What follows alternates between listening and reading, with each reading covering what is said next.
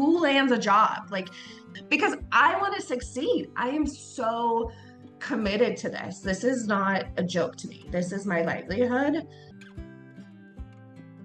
With a background in learning and development, I see that there is a huge gap there.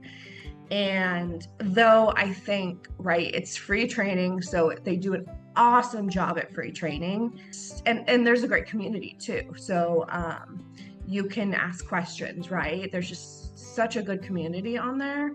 However, when you're learning something new, sometimes you need a little bit more hand-holding than what it provides.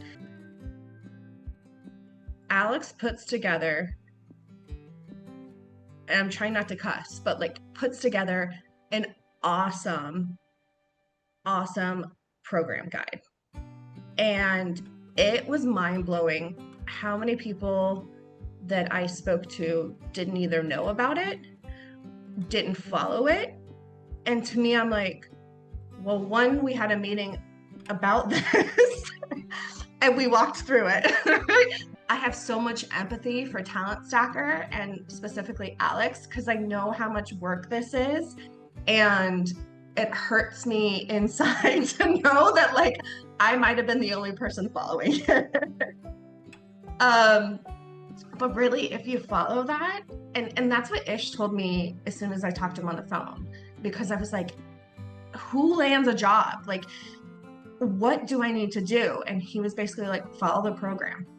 And so that's always been in the back of my mind. I'm like, follow the program, follow the program. Things I didn't necessarily want to do, like post every week on LinkedIn.